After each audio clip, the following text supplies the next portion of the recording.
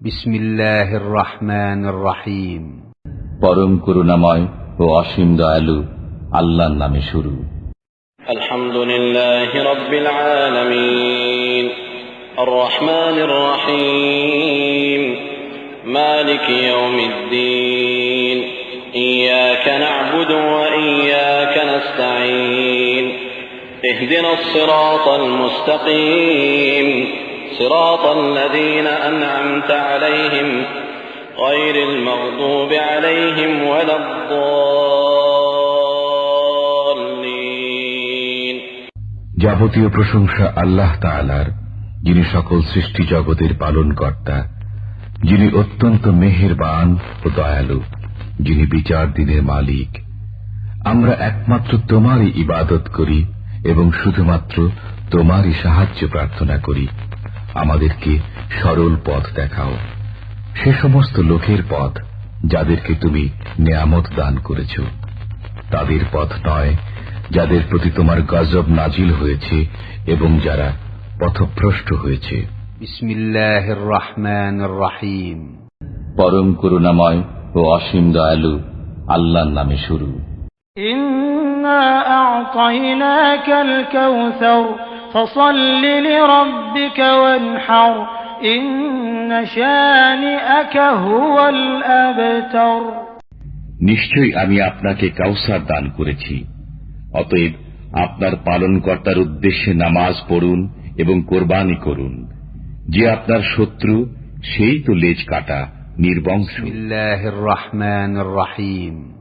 পরম করুণাময় ও অসীম দয়ালু আল্লাহর নামে শুরু। قل أعوذ برب الفلق من شر ما خلق ومن شر غاسق إذا وقب ومن شر النفاثات في العقد ومن شر حاسد إذا حسد। বলুন, আমি আশ্রয় গ্রহণ করছি প্রভাতের পালনকর্তার। তিনি যা সৃষ্টি করেছেন তার অনিষ্ট থেকে, অন্ধকার রাত্রির অনিষ্ট থেকে যখন তা সমাগত হয়, গ্রন্থিতে ফুৎকার দিয়ে জাদুকারিনীদের অনিষ্ট থেকে এবং হিংসুকের অনিষ্ট থেকে যখন সে হিংসা করে। বিসমিল্লাহির রহমানির রহিম। পরম করুণাময় ও অসীম দয়ালু আল্লাহর নামে শুরু।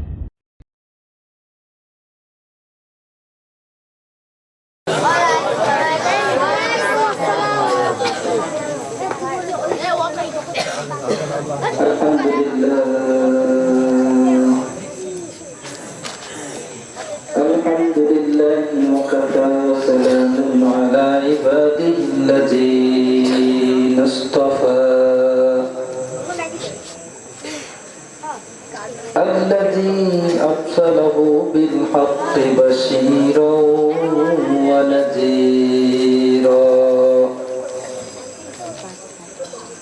وداعيا إلى الله بإذنه وسراجا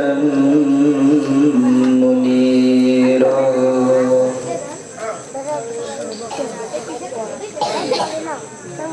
أما بعد فأعوذ بالله من الشيطان الرجيم.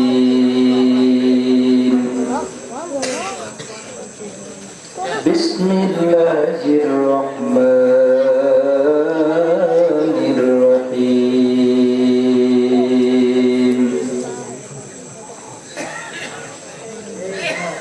والضحى والليل إذا سجى ما ودعك ربك وما قلى وللآخرة خير لك من الأولى ولسوف يعطيك ربك فترضى ألم يجدك يتيما فآوى ووجدك ضالا فهدى ووجدك عائلا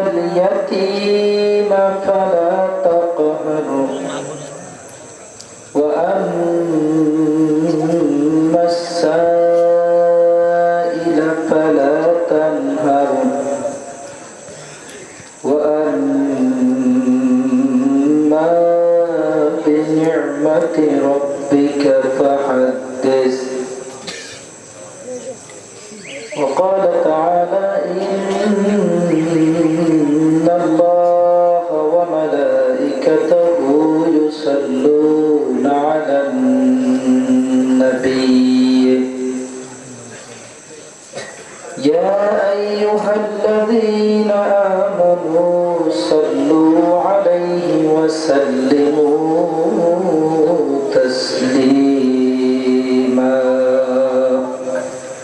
محبتের সাথে সবাই পড়ে اللهم صل على سيدنا ونبينا وشفيعنا وحبيبنا مولانا محمد صلى الله عليه وعلى آله وأصحابه وبارك وسلم محبتের সাথে জবান ছেড়ে সবাই পড়ে اللهم صل على سيدنا ونبينا وشفينا حبيبنا ومولانا محمد صلى الله عليه وعلى آله وأصحابه وبارك وسلم لا إله إلا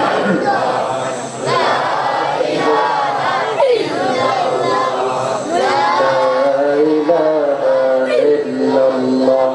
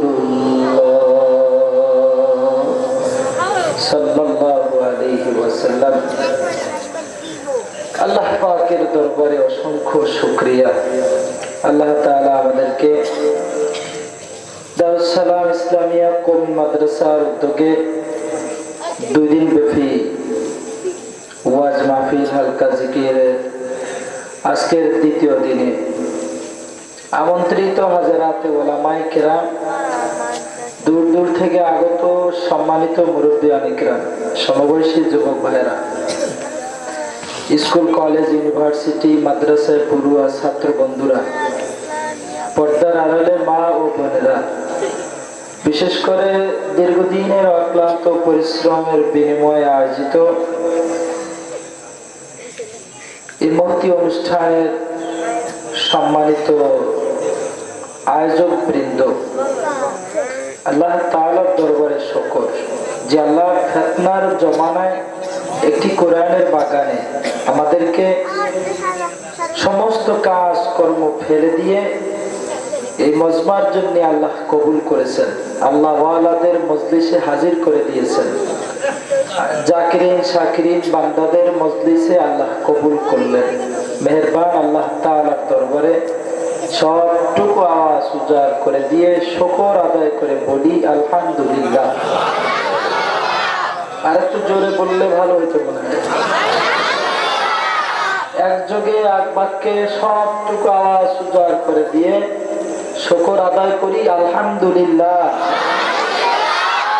এর থেকে ভালো কোনো মজলিস অনুষ্ঠান এই জমিনে আর হতে পারে না কি ঠিক না এর থেকে উত্তম এর থেকে ভালো কোনো অনুষ্ঠান আছে নাকি হ্যাঁ আল্লাহ তাআলা একটি কোরআনের বাগানে আমাদেরকে কবুল করেছেন কোরআন তো মহান আল্লাহ তাআলার একটি কোরআন যে কোরআন শুনবার জন্য আমরা মেহমান হয়েছি কি ঠিক কিনা বল কোরআন কার আরো জোরে বল না আওয়ামী লীগের কোরআন বিএনপি জামাত ইসলামের চরমনাই হুজুরের কোরআন আল্লাহ সুতরাং আল্লাহর কোরআনের মাহফিলে আমরা মেহমান এর থেকে ভাগ্য সৌভাগ্য আর হতে পারে না কি ঠিক কিনা বল মেহেরবান আল্লাহ তাআলার দরবারে। এজন্য আবারও শুকর আদায় করি যে মেহেরবান আল্লাহ আমাদেরকে একটি কোরআনের বাগানে নির্ভেজাল একখানা গ্রন্থ, যেটা কিয়ামত পর্যন্ত চলবে না বন্ধ হয়ে যাবে। কথা বলেন। শুনলাম কুষ্টিয়া নাকি তাফসীর মাহফিল ওসি সাহেব, এসপি সাহেব বন্ধ করে দিয়েছেন। শুনলাম এ যাবৎ কয়েকটা মাহফিলের পারমিশন তিনি দেন নাই। কুষ্টিয়ায় বর্তমান এসপি, বর্তমান ওসি যদি যতদিন আছে ততদিন নয়, কিয়ামত পর্যন্ত যদি কুষ্টিয়ায় একটা তাফসীর মাহফিল না হয়, তাতে আপনাদের মন্তব্য কি? কোরআন কি বন্ধ হয়ে যাবে নাকি? ভালো করে জবাব দিয়ে বন্ধ হবে? আপনাদের পাবনায় যদি কিয়ামত পর্যন্ত আর কোনো মাহফিল না হয়, কোরআন বন্ধ হয়ে যাবে নাকি? হ্যাঁ, পারবেন গালি গালাজ করতে।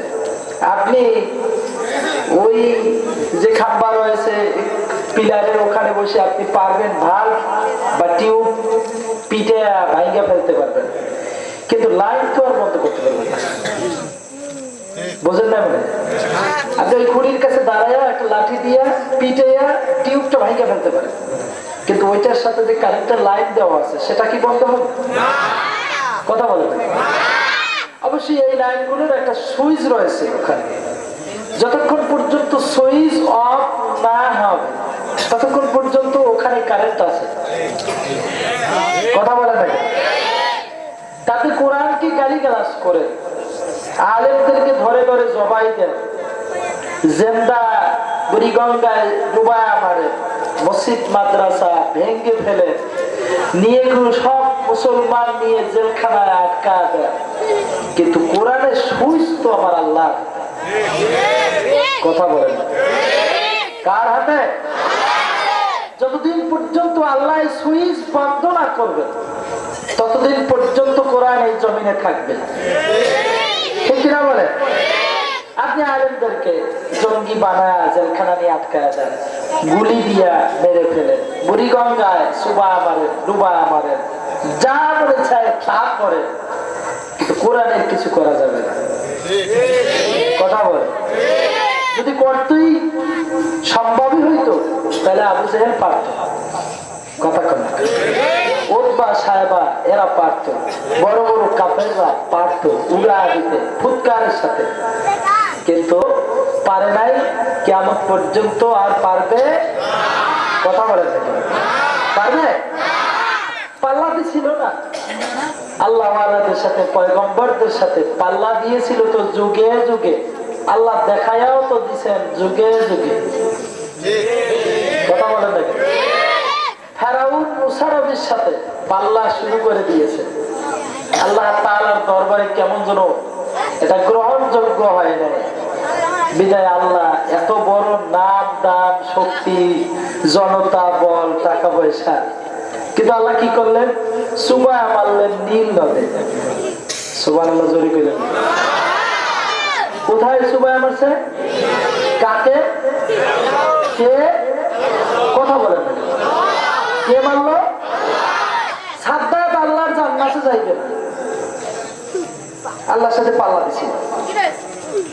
12,000 রুম কক্ষ বিশিষ্ট পালাখানা বানাইছে, উদ্বোধন করার জন্য গেছিল। উদ্বোধন কি আল্লাহ পারমিশন দিয়েছিলেন? কথা বলেন। আজরাইল চলে গিয়েছিল সেরা পাড়া ময়লা জামা গায়ে দিয়ে, উদ্বোধনের দিন সামনে গিয়ে হাজির। কে তুমি? বলে তুমি কি আমাকে চেনো না? বলে শুভ দিনে আমাকে ডিস্টার্ব করবে না, বলে পারমিশন হয় নাই তো। সুবহানাল্লাহ। কারণ কি আল্লাহ এত পরিমাণ সম্পদ দিয়েছিলেন। তাফসীর কাশফে আল্লামা জামাখশরী রাহমাতুল্লাহি আলাইহি লিখেন, তার সম্পদের গোডাউনের চাবি বহন করতে উট লাগতো 70টি। সুবহানাল্লাহ। কয়টা উট লাগতো? কি বহন করতে? চাবি, সম্পদ না, চাবি। মরুর জাহাজ বলা হয়তো উটকে, বর্তমানে কয়েকটা ট্রাকের মাল একটা উট বহন করতে পারত। সুবহানাল্লাহ। এরকম 70টা উট লাগতো শুধু চাবি বহন করতে। আল্লাহ এত সম্পদ দেওয়ার পরেও ক্ষমতা আল্লাহর হাতে রেখে দিয়েছিলেন।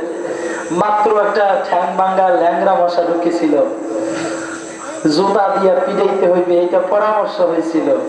জুতা দিয়া পিটাইতে পিটাইতে দুনিয়া থেকে আল্লাহ বিদায় দিয়ে দিয়েছিলেন। সুবহানাল্লাহ। যে আল্লাহ ফেরাউনের মতো এত বড় শক্তিশালী একজন লিডারকে নীল নদে চুবা মারলেন, সাদ্দাদের মতো এত বড় শক্তিশালী একজন লিডারকে বালাখানা উৎপাদনের পারমিশন দেন নাই, কারুনের মতো এত বড় একজন শক্তিধর লিডারকে জুতা দিয়া দুনিয়া থেকে বিদায় দিয়া দিলেন। ও আল্লাহ এখন আর জিন্দা নাই মনে হয়। কথা বলে না, কথা আছে জিন্দা? বুড়া হয়ে গেছে মনে হয় আল্লাহ, লাঠি বর দিয়ে হাঁটে, দাঁত পড়ে গেছে। যে আল্লাহ ফেরাউনের চুবা মারলো, আল্লাহ এখনো জিন্দা আছে, ঠিক কিনা বলে? চোখ বড় মামলা হামলা, প্রশাসনের ভয় দেখিয়ে, গুলির ভয় দেখিয়ে কোরআনের মাহফিল, কোরআনের তাফসীর জমিন থেকে কোনো সময় বন্ধ করা সম্ভব হয় নাই, কিয়ামতের আগ পর্যন্ত আর সম্ভব হবে? কথা বলেন হবে? আপনারা কি বলেন, গুলির ভয় দেখাইলে ময়দান থেকে উঠে বাড়ি চলে যাবে? হ্যাঁ, জেলখানার ভয় দেখাইলে, যদি কামানের ভয় দেখানো হয়, আপনারা উঠে পুরে দৌড়ে বাড়ি চলে যাবেন, কোরআনের বাগানে আপনাদেরকে পাওয়া যাবে না। তার তো প্রমাণিত দিলেন, বাংলার জমিনে 90% মুসলমান, তাহলে 10% হইল কাফের মুশরিক বেদিন। কথা বলেন, তাহলে 10 জন, শতকরা 10 জন, 90 জন যদি মুসলমান হয়, মুসলমানের সন্তান হয়, আর 10 জন যদি থাকে কাফের মুশরিক বেদিন, এই 10 জন কাফেরেরা মিলিয়ে সারা দিন, সারা বছর, সারা জিন্দেগিও যদি বাংলার জমিনে বক্তৃতা দেয়, সভা করে, সেমিনার করে, মুসলমানের হুঙ্কারের সামনে কথা বলার সাহস পায়? কথা বলতে হবে, সাহস পায়? কিন্তু কই দেখি উল্টো, মাত্র 10 জনে হুঙ্কার দেয়, 90 জন বাড়িতে দরজা লাগায় বাড়িতে বসে থাকে মুসলমানের সন্তান, ঠিক কিনা বলে? আল্লাহর বিরুদ্ধে কথা কয়, নবীর বিরুদ্ধে কথা বলে, কোরআনকে গালি দেয়, কোরআনের বিরোধিতা করে, আল্লাহর বিরোধিতা করে, নবীর বিরুদ্ধে কথা বলে, মুসলমানের সন্তান নিরিবিলি কম্বল গায়ে দিয়া ঘুমায়। কথা বলেন না? আমার সাথে আপনার সাথে কোনো বাজাবাজি নাই। আমিও মুসলমান, কবরে যাইব, তুমিও মুসলমান, কবরে যাইবা। মুসলমানের সন্তান তোমারও জানাজা দিবে, আমারও জানাজা দিবে। কথা বলেন না কেন? মুসলমানের ঈমান আজ দুর্বল হয়ে গেছে, কারণ একটাই, মসজিদে তাহাজ্জুদের সময় উপস্থিত হয়েছে, তাহাজ্জুদ আদায় করেছে, ফজরের নামাজ জামাতে আদায় করেছে, জিকির আজকার করেছে, ইশরাক করেছে, আবার বাড়িতে গিয়েও সুদের ব্যবসার হিসাব নিকাশ করেছে, আছে না নাই? কথা বলেন না কেন? সারাদিন মাহফিল শুনলো, সারা রাত মাহফিল শুনলো, সকাল বেলা গিয়ে আবার দোকান খুলে সয়াবিন তেলের নাম দিয়ে পানির তেল চালা দিয়েছে মুসলমান। কথা কন্যা আছে না নাই? যে কারণে আজ কোরআন তোমাকে হেদায়েত দেয় নাই, নামাজ তোমাকে হেদায়েত দেয় নাই, কোরআন পড়েছো তোমাকে হেদায়েত দেয় নাই, তোমার ভিতরে শক্তি নাই, শক্তি শেষ হয়ে গেছে, শুধু একটা মানুষ আছে, শক্তি নাই, ঠিক কিনা কার? মাত্র 10 জন কাফের মুশরিক বেদিন হুঙ্কার ছাড়ে মুসলমানের সন্তান আজ নিরিবিলি ঘুমায়। কথা বলেন না কেন? মুসলমান তো ইতিহাস, বড় বড় ইতিহাস, বীরের জাতি। বদরের যুদ্ধ হয়েছিল 313 জন নিয়ে, নবী 313 জন যুবক নিয়ে ময়দানে ঝাঁপায় পড়ছিলেন। কাফেররা ছিল 1000, মুসলমানদেরকে আল্লাহ 1000 কাফেরের সঙ্গে 313 জন কি বিজয় দিয়া বাড়িতে ফিরা দিছিলেন, ঠিক কিনা? তাবুকের ময়দানে মুসলমানের সৈন্য সংখ্যা ছিল মাত্র 20,000, কাফের ছিল 2 লক্ষ। নবী আলাইহিস সালাতু ওয়াস সালাম মাত্র 20,000 সৈনিক নিয়ে, কোরআন বুকে নিয়ে নারায়ে তাকবীরের ধ্বনি তুলে ময়দানের দিকে রওনা করেছিলেন। যুদ্ধ করা লাগে নাই, বিনা যুদ্ধে 2 লক্ষ কাফের ময়দান থেকে পালায়ন করতে বাধ্য হয়েছে। ঠিক কিনা? আমরা সেই মুসলমান 313 জনকে আল্লাহ বিজয় দিয়ে পাঠিয়ে দিয়েছিলেন কোরআন থাকার কারণে। 2 লক্ষের সামনে 20,000 মুসলমানদেরকে বিজয় দান করেছিলেন কোরআন থাকার কারণে। আজ মুসলমানের ঘরে কোরআন শূন্য হওয়ার কারণে মুসলমানের ঈমানের শক্তি মোটেও নাই। ঠিক কিনা? মোটেও নাই। আজীবন লম্বা জামা, দাড়িওয়ালা, টুপিওয়ালা, জুব্বাওয়ালার বিরোধিতা করিয়া বাবা ইন্তেকাল করেছে। মসজিদের ইমাম সাহেবের খবর দিয়ে জানাজায় দাঁড়া গেল। কপাল পুরা মুসলমান যুবকদেরকে বলবো, ও যুবক ভাই, তোমার সাথে আমার সাথে কোনো বাজাবাজি নাই, কোনো রাগারাগি নাই, মামলা নাই, মোকদ্দমা নাই। আমি বুঝাইবার চেষ্টা করলাম, তুমি মুসলমানের সন্তান, জীবনে কোরআনের কাছে আও নাই, কোরআনের মাদ্রাসায় আসো নাই, আলেমদের বিরোধিতা করেছো, নবীর বিরুদ্ধে কথা বলেছো, কোরআনের বিরুদ্ধে সভা সেমিনারে করেছো।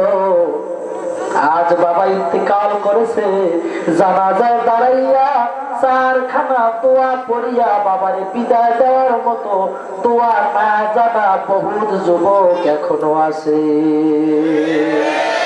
কথা বলো, তাহলে বাবাকে বিদায় দেওয়ার সময় 4খানা দোয়া তোমার নসিবে জুটলো না। মাকে বিদায় দেওয়ার সময় 4খানা দোয়া তোমার নসিবে জুটলো না। তুমি মুসলমানের সন্তান, জীবনভর দাড়িওয়ালা, টুপিওয়ালা, জুব্বাওয়ালার বিরুদ্ধে কথা বলছো।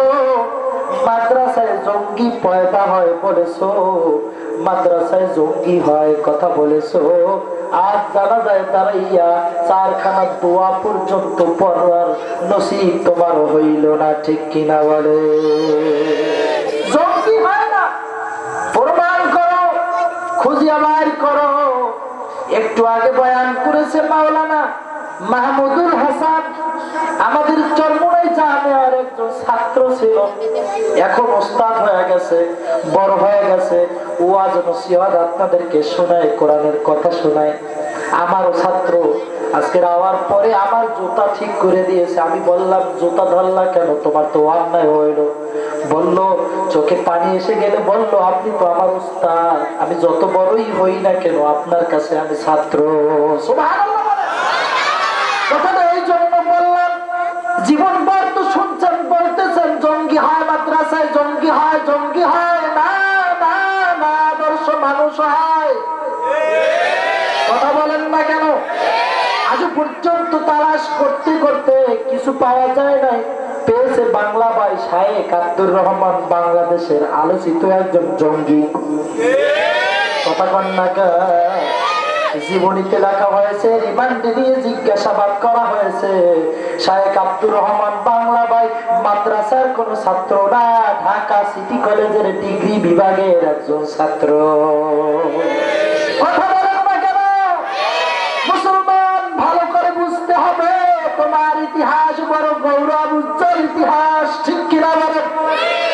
একবার কোন ইতিহাস মুসলমানের জীবনে নাই, শুধু জেব্বার ইতিহাস, বিজয়ের মালা আজীবন মুসলমানের সন্তান পড়েছে। ঠিক কিনা? কয়েকদিন মাত্র স্কুল কলেজ চৌকাট ডাঙ্গায়া আর যুবক আল্লাহকে গালি দেয়।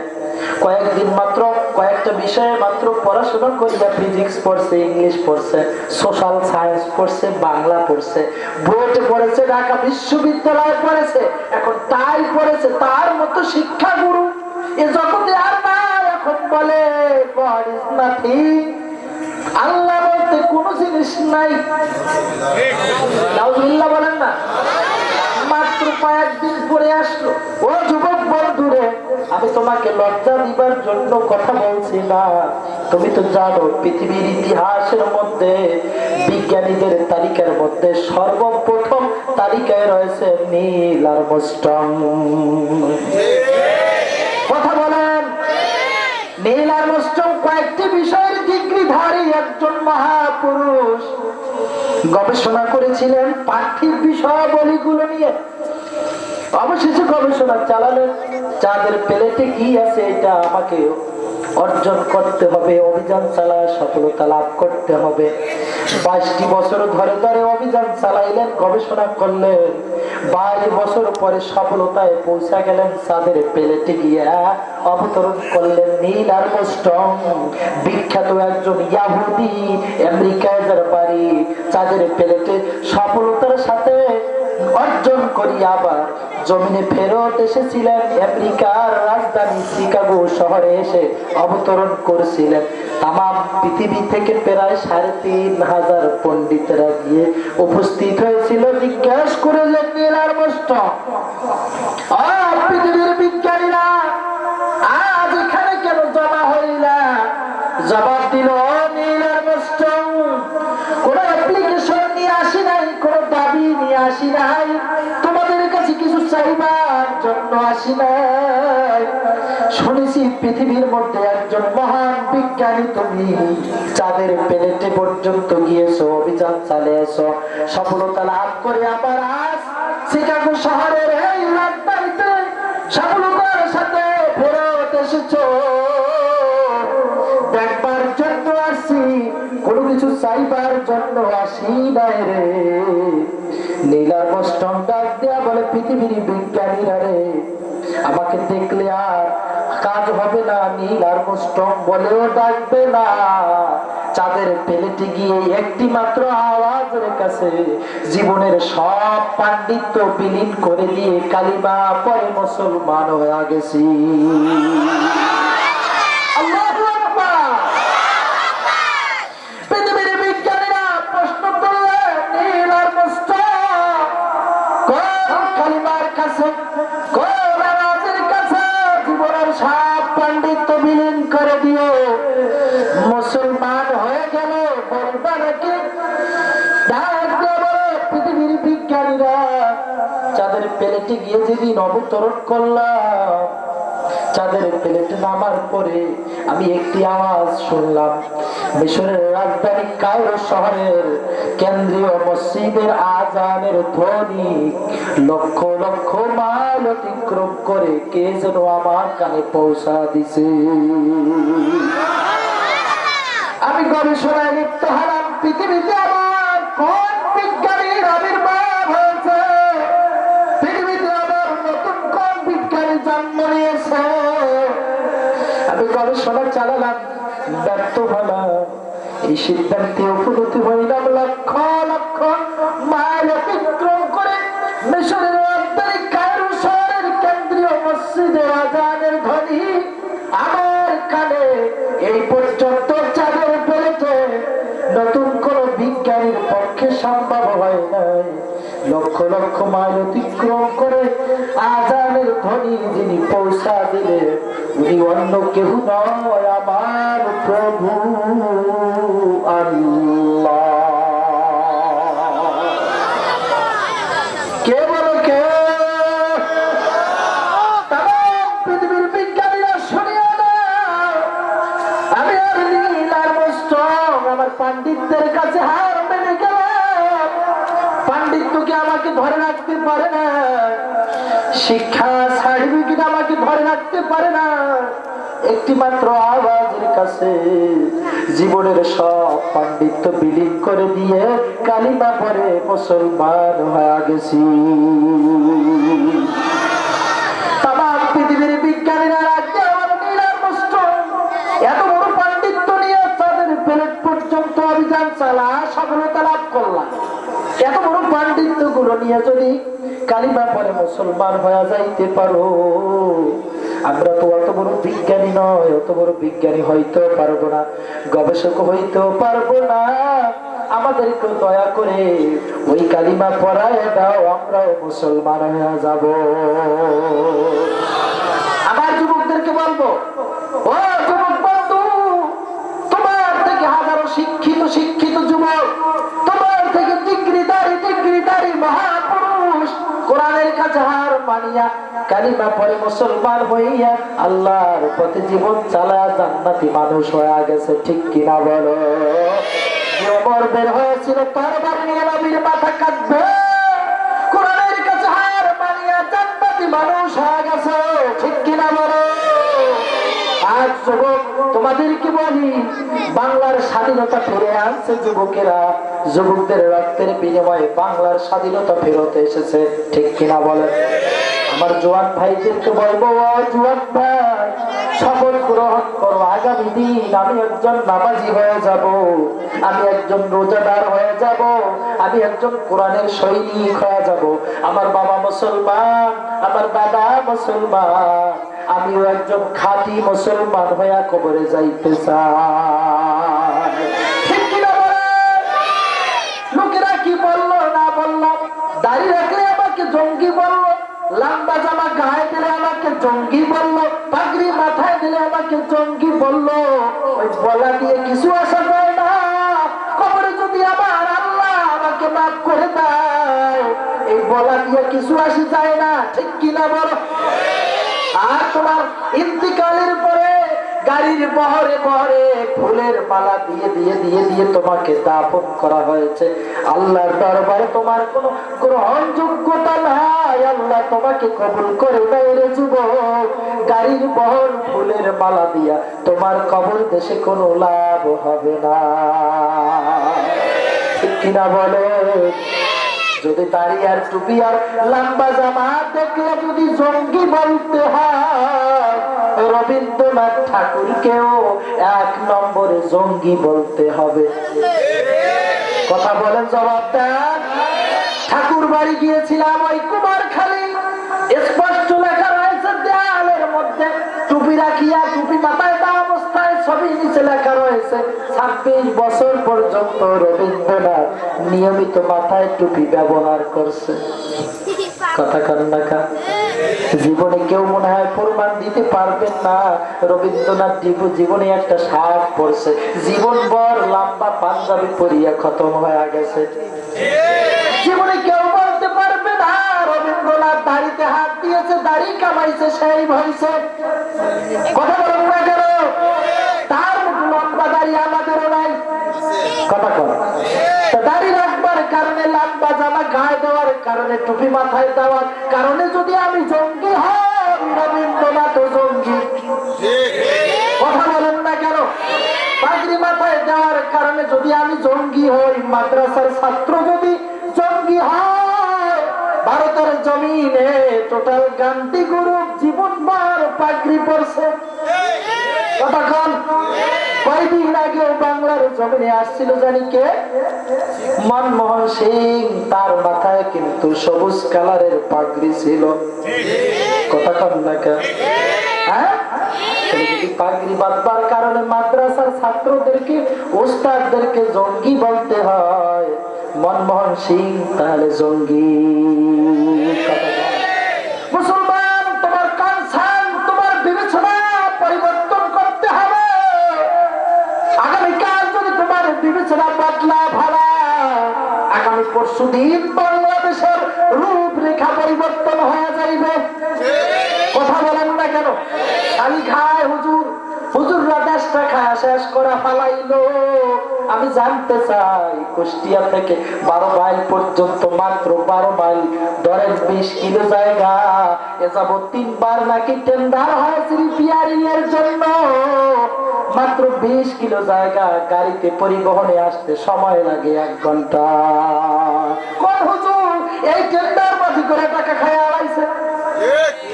কথা বলেন না কেন? অবশ্যই পাবেন না। আমানত রাখেন, যোগ্য আমানত আপনার কাছে পৌঁছায় দেওয়ার জন্য এদেশের উলামায়ে কেরাম দায়িত্ব পালন করে আসছে, ঠিক কিনা? খান জাহান আলী ওই বাগেরহাটের জমিনে যাওয়ার কারণে বাগেরহাটের জমিন পুণ্যভূমিতে পরিণত হয়েছে, ঠিক কিনা বলেন? শাহজালাল ইয়ামিনের মতো লোক সিলেটের জমিনে আগমন করার কারণে গৌর গোবিন্দের সঙ্গে জিহাদ, প্রতিকূল অবস্থা সাপ কাটাইয়া আর সিলেটের জমিন পুণ্যভূমিতে পরিণত করছে, ঠিক কিনা বলেন? শশিনার জমিনে নেসারউদ্দিন আহমদ রহমাতুল্লাহ আলাইহি ঘুমায় রয়েছে আবাদ করিয়া। সরমুনার জমিনে ইসহাক রহমাতুল্লাহ আলাইহি জামানার শ্রেষ্ঠ ওলিকুল ফজলুল করিম রহমাতুল্লাহ আলাইহি তাদের চোখের পানির কারণে আজ বাংলার জমিনে এখনো আল্লাহর রহমত বর্ষিত হয়। ঠিক কিনা বলেন? বন্ধুদেরকে বলবো, যুবক বন্ধু, জোয়ানের কারণে, মর্দামি শক্তির কারণে আজ কোরআনকে গালি দাও, কোরআনকে মানো না, কোরআনের বিরুদ্ধে কও, আল্লাহ ওয়ালাদেরকে গালি দাও।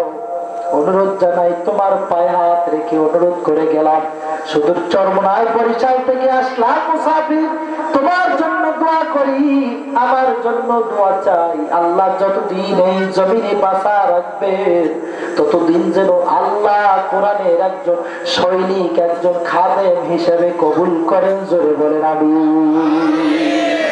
বন্ধুরে, যদি হিন্দু সমাজ থাকে তাদেরকে বলিয়া জিজ্ঞেস করিও, মহাত্মা গান্ধীর একমাত্র ছেলে হীরালাল গান্ধী ব্যারিস্টার 25 বছর বয়সে ভারত সুপ্রিম কোর্টের আইনজীবী হয়েছিলেন। সুপ্রিম কোর্টের দায়িত্ব পালন করতে করতে 50 বছর বয়সে পরিণত হয়েছে। 50 বছর বয়সে রবীন্দ্রনাথের একমাত্র কন্যা চেলসিয়া মামলা দায়ের করেছে। মুসলমানের বাবা মারা গেলে তার বাবা সম্পত্তির ওয়ারিশ হয়, মা মারা গেলে ওয়ারিশ হয়। হিন্দু মেয়েরা তাদের বাবা মারা গেলে হিন্দু মেয়েরা কেন তাদের বাবার সম্পত্তি ওয়ারিশ হবে না? সুবহানাল্লাহ বলেন। জানেন তো আপনারা, হিন্দু মেয়েদেরকে বিয়ে দিলে আর বাবার বাড়ি কিছু পায় না। কথা বল। রবীন্দ্রনাথ ঠাকুরের একমাত্র কন্যা চেলসিয়া মামলা করে দিয়েছে ভারত হাইকোর্টে, সুপ্রিম কোর্টে মামলা চলে গেছে। মামলার তদারকি করেছে ব্যারিস্টার হীরালাল গান্ধীর হাতে। ব্যারিস্টার হীরালাল গান্ধী মামলার সমাধান করার জন্য গীতা পড়লো, মহাভারত অধ্যয়ন করলো, ত্রিপিটক পড়লো, জেন্দাবেস্তা পড়লো, রামায়ণ পড়লো, বেদ পড়লো, কোনটাই সমাধান হয় না। মামলার সমাধান তো দেয়া লাগবে। অবশেষে মাহবুদের কোরআন নিয়ে অ্যানালাইসিস, গবেষণা শুরু করে দিয়েছে। মামলার সমাধান মিলা গেছে। নির্ধারিত টাইমে মামলার সময় দিন যেদিন ধার্য, রবীন্দ্রনাথের কন্যা উপস্থিত, হাজারো মানুষ উপস্থিত, অনেকগুলো জজ ব্যারিস্টার উপস্থিত। ডাক দিয়ে আমার চলছি না, তোমার মামলার সমাধান করবার জন্য আমি ব্যারিস্টার হীরালাল গান্ধী 25 বছর বয়সে এই সুপ্রিম কোর্টের একজন আইনজীবী হয়েছিলাম। এই মামলা এখন পর্যন্ত কেউ করে না এই ভারত সুপ্রিম কোর্টে, তুমি একমাত্র মামলা করলা। আমি আটকে গেছিলাম, মহাভারত অধ্যয়ন করলাম, মামলার সমাধান মেলে নাই। ত্রিপিটক পড়লাম, মেলে নাই। জিন্দাবেস্তা পড়লাম, মেলে নাই। রামায়ণ পড়লাম, মেলে নাই। বেদ পড়লাম, সমাধান হয় নাই। সমাধানের জন্য মাহবুদের কোরআন যখনই অধ্যয়ন করলাম, সমাধান হয়ে গেছে। আমি বারবার জাতীয় মসজিদে দাঁড়াইয়া মাহবুদের কোরআন পড়িয়া সকলকে সাক্ষী রাখিয়া আমি কিন্তু মুসলমান হয়ে গেছি। 1938 সালের ঘটনা।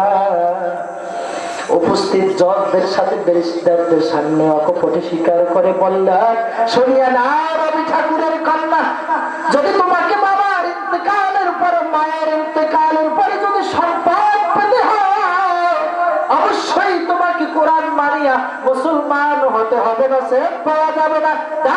বলেছিলেন ব্যারিস্টার হীরালাল গান্ধী, মায়ের ইন্তেকালে, বাবার ইন্তেকালে যদি সম্পদ পাইতে হইলে হিন্দু অবস্থায় না পাওয়া যায়, বাইবেল কিতাব মহাভারত পরে যদি না পাওয়া যায়, আর সমাধান যদি না থাকে, আমিও বাইবেল কিতাব মহাভারত রামায়ণ বেদ এগুলো মানি না, আমিও কোরআন পড়বো, আমিও মুসলমান হওয়ার জন্য প্রস্তুত হইয়া গেলাম। মুসলমান যুবকদেরকে বলবো, যুবক বন্ধুরা, জীবন ভর কাটা দিলে সময়, গল্প গুজবে রাজনৈতিক লিডারের পিছনে রাত নয় রাত থেকে রাত, দিনকে দিন রাতকে রাত কাটা দিয়েছ। বহুত নামাজ পড়ো নাই, রোজা রাখো নাই, কোরআনের বিরুদ্ধে কথা বলছো, মসজিদের ইমাম সাহেবরে গালি দিয়েছ, মাদ্রাসার মুতামিম সাহেবরে গালি দিয়েছ। লাভ হয় না, লস হয়ে গেছে, ঠিক কিনা বলো? যতটুকু লস হয়ে গেছে মালিকের দরবারে তো ক্ষমা চাও।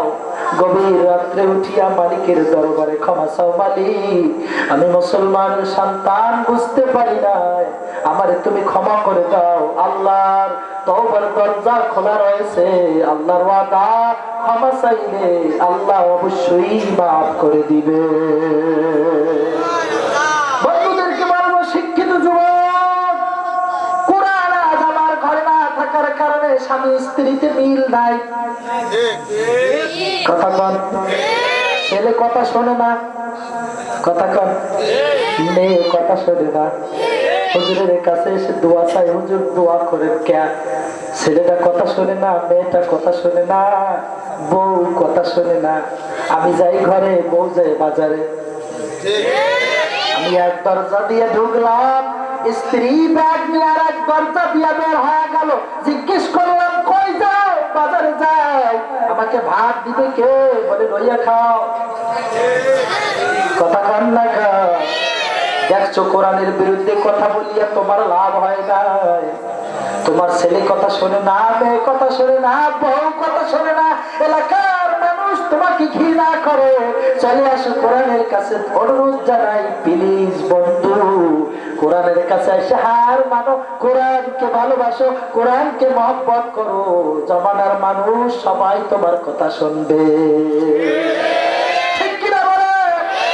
নবীর সাহাবী হযরত সাদ কাদেসিয়ার যুদ্ধের পরে আফ্রিকার নদী পাড়ি দিয়ে পারে যাইবে। সুবহানাল্লাহ। বুখারীর হাদিসের ঘটনা শোনায়, হযরত সাদ কাদেসিয়ার যুদ্ধের পরে আফ্রিকার নদী পাড়ি দিয়ে আফ্রিকার জঙ্গলে আশ্রয় গ্রহণ করবে। সবাই নদী হাতরা ওপারে চলে গেলে একজন অভিযোগ করল, হযরত সাদ আমার পেয়ালাটা দেখি না, এই এত বড় নদী সাঁতরায় আসলাম, পেয়ালাটা মনে হয় হারা গেছে। হযরত সাদ বললেন, নাহনু আসহাবে রাসূলিল্লাহ, ও সাহাবীরা শুনিয়া নাও, আমরা তো রাসূলের সাহাবী। রাসূল যেই কোরআন নিয়ে হেদায়েত করেছে, মানুষকে দাওয়াত দিয়েছে, আমরা তো একই কোরআনের দাওয়াতের জন্য বের হয়েছি। কসম করে বললাম, আমাদের কোন মাল আসবাব হারাইয়া যাইতে পারে না। বলতে না বলতে তুফানের সাথে ঢেউয়ে ঢেউয়ে সাহাবীর বাটিটা পর্যন্ত আল্লাহ পৌঁছা দিছে। সহিহ বুখারীর কথা শোনায়, জঙ্গলে গিয়ে উপস্থিত হযরত সাদ, সুবহানাল্লাহ কান। হিংস্র প্রাণীরা জঙ্গলে অবস্থান করছে, বাঘ ভাল্লুক সাপ বিচ্ছু সবাই চতুর্দিকে। কেউ কেউ অভিযোগ করলো, হযরত সাদ এই জঙ্গলে আমরা কিভাবে থাকবো? চারদিকে হিংস্র প্রাণী, আমরা কিভাবে থাকবো? হযরত সাদ একটা মঞ্চ তৈরি করলেন, একটা উঁচু জায়গা তৈরি করলেন। উঁচু মঞ্চে দাঁড়া ডাক দিয়ে বলে, আইয়ুহাল হাশরাত নাহনু আসহাবে রাসূলিল্লাহ নতিকুম বিলাইকুম লিতাবলিগিল কুরআন। সুবহানাল্লাহ, জোরে বলো। ও জঙ্গলের হিংস্র প্রাণীরা রে, শুনিয়া নাও, আমরা রাসূলের সাহাবীরা তোমাদের কাছে আসছি এই জঙ্গলে কোরআনের বাণী পৌঁছে দেওয়ার জন্য। আমাদেরকে একটু জায়গা করে দাও, আজ রাত্রে এইখানে আমরা থাকবার ইচ্ছা করেছি। সুবহানাল্লাহ। সাহাবীরা বয়ান করে, হযরত সাদ বক্তব্য দেওয়ার সঙ্গে সঙ্গে বাঘ তার বাচ্চাকে মুখে কামড়ায়া, সিংহ তার বাচ্চাকে মুখে কামড়ায়া, সাপ তার বাচ্চাকে মুখে কামড়ায়া, যে যার জায়গা ছাড়িয়া তুমি দূরে চলে যাও। যেমন করে বলতেছে, নবীর সাহাবীরা রে, তোমাদের জন্য আজ রাত্রে জায়গা করে দিলাম, নিরাপদে থাকো, তোমাদের কোনো ভয় না। সুবহানাল্লাহ।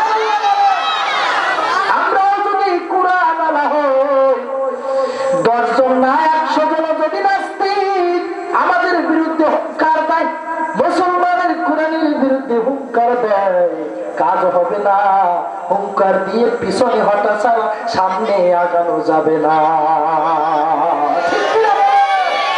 হুঙ্কার দিয়েছিল ওই ভারতের জমিনে সম্রাট আকবর, বলেছিলেন নামের আগে আকবর হবে। মুজাদ্দিদ আল-ফিসানি রাহমাতুল্লাহ আলাইহি বলছিলেন মুসলমান তো এক আল্লাহর কাছে মাথা নত করতে জানে। আকবর আমার আল্লাহ। আকবর কে? আল্লাহু আকবর, আল্লাহু আকবর, ঠিক কিনা বলেন? আকবর কে?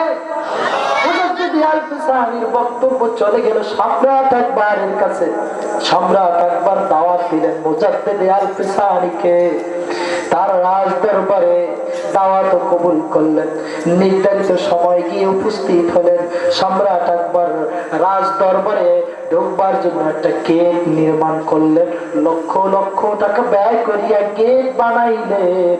গেট দিয়ে ঢুকবার জন্য যে রাস্তাটা করলেন, অনেক নিচু করে দরজাটা করলেন। যদি অনেক নিচু দিয়ে রুকু অবস্থায় সম্রাট আকবরের এই রাজ দরবারে মোল্লা মুজাদ্দিদ আল-ফিসানি মাথা নিচু করে ঢুকে প্রবেশ করে, বুঝে নেবে আমাকে কুর্নিশ করেছে। জোরে কও নাউজুবিল্লাহ। সম্রাট আকবর বুঝে না মুজাদ্দিদ আল-ফিসানি আল্লাহওয়ালা, আল্লাহর সাথে কি সম্পর্ক একমাত্র আল্লাহওয়ালারাই জানে। নাস্তিক মুরতাদ কি করে জানবে? ঠিক কিনা বলো? দরবারে গিয়ে উপস্থিত নির্ধারিত সময়ে রাজ দরবারে দাওয়াতে আসছেন মোল্লা মুজাদ্দিদ আল-ফিসানি রাহমাতুল্লাহ আলাইহি। সঙ্গে মরিদারেরা ছিল। জিজ্ঞেস করলো হুজুর কিভাবে প্রবেশ করবেন? দরজা তো অনেক নিচু করে করেছে। মুজাদ্দিদ আল-ফিসানি বললেন তোমাদের প্রবেশের দরকার নাই, আমি একা একা প্রবেশ করি, তোমরা দাঁড়া থাকো, নচেত ওয়াদা পরিবর্তন হয়ে যাইবে, চেঞ্জ হয়ে যাইবে। সম্রাট আকবরের এই গেট দিয়া আল্লাহওয়ালা মুজাদ্দিদ আল-ফিসানি আল্লাহর সৈনিক আগে মাথা না ঢুকাইয়া পাও দুখানা সুন্দর করে আগে ঢুকায়া দিছে। ইনফরমেশন চলে গেল, তথ্য চলে গেল। সম্রাট আকবর কি হয়েছে? মোল্লা মুজাদ্দিদ আল-ফিসানি তোমাকে ইনসাল্ট করছে, অপমান করছে। কি করেছে? লক্ষ টাকা ব্যয় করিয়া গেট বানাইলা, গেট দিয়া মাথা না ঢুকাইয়া বললা আগে পাও দুখানা ঢুকা দিছে, তোমারই অপমান করছে। টিম পাঠা দাও, অ্যারেস্ট করা হোক, জেলখানায় পাঠা দাও। অ্যারেস্ট করে জেলখানায় পাঠা দিল একদিন, দুদিন, 1 মাস, 2 মাস, 3 মাস গত হয়ে গেল। জেলখানার পাহারাদার চিঠি লেখে ও সম্রাট আকবর আজীবন জানলাম চোর বাটপার গুন্ডা বদমাইশের জন্য জেলখানা বানাইলা। 3 মাস ধরে তুমি কাকে জেলখানায় পাঠাইলা? 3 মাস পর্যন্ত তালিম দিয়ে দিয়ে চোর বাটপার সব আল্লাহওয়ালা বানা দিছে। সম্রাট আকবরের মেজাজ খারাপ। কি বলে? সৈন্য সামন্ত নিয়ে গিয়ে উপস্থিত জেলখানার গেটে গিয়ে দেখেন জেলখানার গেট খোলা। আল্লাহু আকবার। আমাদের দেশের জেলখানার গেট কি খোলা আটকানো? একটা না, অনেক অনেক গেট থাকার পরেও পরের দিন পত্রিকার হেডলাইনে কুষ্টিয়ার পুলিশ লাইন থেকে জেলখানা থেকে 2 জন কয়েদি পলায়ন করেছে। কথা কর না কেন? কয়েদি তো ভালো, কয়েদির দাদারও ক্ষমতা নাই জেলখানা থেকে পলায়ন করবার। রাত্রিবেলা মাল দিয়া দিছে, গেট খুলিয়া দিছে।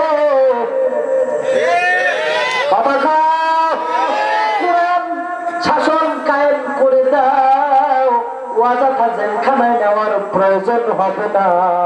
চোরওয়ালা, গুন্ডাওয়ালা, মদখোর, জেনাখোর, গুজাখোর সব কোরআনের আলোতে ভালো হয়ে যাবে। ঠিক কিনা? সম্রাট আকবর এসে উপস্থিত, জেলখানার গেট খোলা। চাকরি নট করে দিলেন পাহারাদারে, ও তোমার চাকরি নট, সম্রাট একবার জিজ্ঞেস করে, বাচ্চা নামদার কেন চাকরি খুয়া দিলে? বলে জেলখানার গেট খোলা থাকলে নাকি কয়েদি একজন থাকে নাকি? জিজ্ঞেস করলেন সম্রাট একবার, আজকের শুধু জেলখানার গেট খুলিয়া দেই না, আজ থেকে 3 মাস আগে জেলখানার গেট আমি নিজে খুলিয়া দিছি। আপনার কাছে লিস্টি আছে নাকি কয়জন কয়েদি জেলখানায় পাঠাইলেন? বলে হ্যাঁ। রেজিস্টার আছে কয়জন পাঠাইছি? বলে আমার কাছেও তো লিস্টি আছে। ভিতরে প্রবেশ করে গুনিয়া গুনিয়া দেখেন, একজন কয়েদিও যদি কম পান আমার চাকরি খুয়াইয়া দিয়ে কোনো দাবি নাই। একজনও যদি কম না পান আমার চাকরি কেন খুয়াইবেন? আপনার কাছে পেশ করলাম। আশ্চর্য হয়ে গেল। 3 মাস পর্যন্ত জেলখানার গেট খোলা আমার চ্যালেঞ্জ দেয় কয়েদি আছে। ইতিমধ্যে এক যুবক দৌড়া দৌড়া জেলখানার ভিতরে প্রবেশ আরম্ভ করে দিয়েছে। সম্রাট একবার পাশ থেকে ধরে ফেললেন, যুবক দাঁড়াও, কই যাও? জেলখানায় যাই। কেন যাও? আমি এই জেলখানার একজন কয়েদি। সুবহানাল্লাহ বলে, কোথায় গিয়েছিলাম? আমাকে আটকানো হয়েছে এই জেলখানায়। আমার বাড়িতে কেউ নাই, ছেলে মেয়ে স্ত্রী মারা এসে বুড়ানো, বাজার করবার কেউ নাই। বাজার করতে গিয়েছিলাম, বাজার করিয়ে দিয়ে আবার চলে আসছি জেলখানায়। বলে কেন আসছো? জেলখানা থেকে আমাকে রিলিজ দেওয়া হয় না, আমাকে মুক্তি দেওয়া হয় না, সুতরাং জেলখানা থেকে পলায়ন করা আমার জন্য বৈধ হবে না। আল্লাহু আকবার। এজন্য চলে আসছি, আমার জেলখানা থেকে রিলিজ দেওয়া হয় নাই, এজন্য জেলখানায় আবার চলে আসছে। সম্রাট একবার সৈন্য সামন্ত নিয়ে জেলখানায় প্রবেশ করে। এক কর্নারে দেখে কিছু যুবক আল্লাহ আল্লাহ জিকির করছে, আল্লাহু আকবার। আর এক কর্নারে দেখে কিছু যুবক নামাজে দ্বারা ট্রেনিং দিচ্ছে, কিভাবে রুকু করবে, কিভাবে সাজদা করবে, কিভাবে কেরাত পড়তে হয়। মাঝখানে কতগুলো যুবক নিয়ে মোল্লা মুজাদ্দিদ আল পেশানি যুবকদেরকে কোরআনের তালিম দিতেছে। কোরআন পীর থেকে নামে সম্রাট একবার 2 পা ধরে বলে মোল্লা মুজাদ্দিদ আল পেশানি চিনতে পারি নাই, বুঝতে পারি নাই, বেয়াদবি হয়ে গেছে, ক্ষমা করে দাও, কালিমা পড়া দাও, জন্মের মতো মুসলমান হয়ে যাব। আমার জুয়ান ভাইদেরকে বলবো, আমি আলোচনা করতে চেয়েছিলাম, এখনো মূল আলোচনায় যাইতে পারি নাই। অল্প সময় দেব আপনাদেরকে, অল্প সময়ের মধ্যে আপনাদেরকেও বিদায় দেব। আমি চলে যাব বরিশালে, আল্লাহ যদি নেন। দোয়া করে যাব, যদি আল্লাহ কোনো দিন বাঁচা রাখে আবার আসবো, কথা শোনাবো। দাবি একটাই, কোরআনের কাছে যাও, কোরআন তোমাকে হেদায়েত দিয়া জান্নাতি মানুষ বানায় দিবে। ঠিক কিনা বলে? তুমি টিউবওয়েলের কাছে যাও, পানি দিয়া দিবে। পুরুষ যাও, পানি দিবে। নারী যাও, পানি দিবে। শিক্ষিত যাও, পানি দিবে। অশিক্ষিত যাও, টিউবওয়েল তোমাকে পানি দিবে। মুসলমান যাও, পানি দিবে। কাফের যাও, পানি দিয়া দিবে। ওর ধর্ম পানি দেওয়া। এলাকার মানুষ যদি কেউ টিউবওয়েলের কাছে না যায়, টিউবওয়েলের কিছু হবে না। এলাকার মানুষ পানির অভাবে মারা যাবে। ঠিক রাখো। তুমিও যদি কোরআনের কাছে যাও, কোরআন তোমাকে হেদায়েত দিবে। কালা কিংবা ধলা, শিক্ষিত কিংবা মূর্খ, নারী কিংবা পুরুষ, বাচ্চা কিংবা ফকির, কোরআন এটা বিবেচনা করবে না। কোরআনের কাছে যে যাবে তাকে হেদায়েত দিয়ে জান্নাতের পথ দেখা দিবে। ঠিক কিনা বলো? যদি তামাম দুনিয়ার মানুষ, এই এলাকার মানুষ, কুষ্টিয়ার মানুষ, সিলেটের মানুষ, তামাম বাংলাদেশের মানুষ একজনও যদি কোরআনের কাছে না যায়, কোরআনের কিছু হইবে না, তোমরা ধ্বংস হয়ে যাইবা। ঠিক কিনা বলো? আমার বন্ধুদেরকে বলবো, বন্ধু, মাদ্রাসা হয়েছে, জান্নাতের বাগান কায়েম হয়ে গেছে। দোয়া করি কিয়ামত পর্যন্ত যেন জান্নাতের বাগান আল্লাহ কবুল করে নেন। সবাই বলেন আমিন। সকলের সার্বিক সহযোগিতায় যেন আল্লাহ এই কোরআনের মার্কাজ খানা কিয়ামত পর্যন্ত টিকা রাখেন। এই মার্কাজের ওসিলায় তামাম এলাকার ঘরে ঘরে যেন কোরআনের বাতি, কোরআনের নূর আল্লাহ জ্বালা দেন। জোরে বলেন আমিন। কোরআনের বিরুদ্ধে কথা বলিয়া, কোরআনের সাথে বাজাবাজি করিয়া আমাদের কোনো লাভ নাই বন্ধু, কোনো লাভ নাই, বরং লস হয়ে যাইবে। ঠিক কিনা? কোরআনের কাছে যে গেছে সোনার মানুষে পরিণত হয়ে গেছে, যে কারণে বাঘে আর হরিণে একই ঘাটে পানি খেয়েছে নবীর জমানায়। সুবহানাল্লাহ। বাঘে আর হরিণে একই ঘাটে পানি খেয়েছে। বাঘ হরিণকে দেখে হুঙ্কার দেয় না, হরিণ বাঘকে দেখে পালায়ন করে নাই। সুবহানাল্লাহ। কারণ কি? কোরআনী যুগ ছিল, সোনালী যুগ ছিল। আজ আমরা এমন মুসলমান নাম দিয়েছি, দুইজন নেতা একই মসজিদে নামাজ পড়াও সম্ভব হয় না। ঠিক কিনা কর? নামাজ পড়ি আমার দাদারে খুশি রাখার জন্য, নামাজ পড়ি আমার বাবারে খুশি করার জন্য, না আল্লাহকে খুশি করার জন্য? কথা বলেন না কেন? যদি আল্লাহকে খুশি করবার জন্য নামাজ দাঁড়ায়, একই মসজিদে দুই নেতা নামাজ পড়তে কেনই বা পারবে না? বুঝতে পারলাম ওই নামাজ আল্লাহর জন্য নয়, এলাকার জনগণকে দেখাইবার জন্য নামাজে গেছে। ঠিক কিনা? সেও নেতা, আমিও নেতা, আমার এই মসজিদের সভাপতি রাখে নাই। আগামী দিন বলে দিচ্ছে, ঠিক আছে, আমার যখন সভাপতি রাখে নাই আমি আর ওই মসজিদে নামাজে যাইব না। মসজিদ আমার ক্ষমতা আছে আর একটা বানায় আলম। কথা কন না? বেজার হইতেছেন বন্ধু? বেজার হয়ে লাভ নাই। আমি আগেই তো বলেছি তোমার সাথে কোনো বাজাবাজি নাই, কোনো রাগারাগি নাই, কোনো শত্রুতা নাই, জমি জমা নিয়ে টাকা পয়সা নিয়ে কোনো লেনদেনও নাই। তুমিও জানাজার খাতে শুইব, আমিও জানাজার খাতে শুইব। ঠিক কিনা বলো? আল্লাহর দরবারে দোয়া করি, আল্লাহ তোমার দরবারে ফরিয়াদ, আজ দারুস সালাম ইসলামিয়া কওমি মাদ্রাসার ময়দানে আল্লাহ তুমি কবুল করেছো। উলামায়ে কিরামের মজলিসে আল্লাহ বাকি জিন্দেগিটু ইসলামের পথে, কোরআনের পথে চালাইবার তৌফিক দান করো। জোরে বলেন আমিন।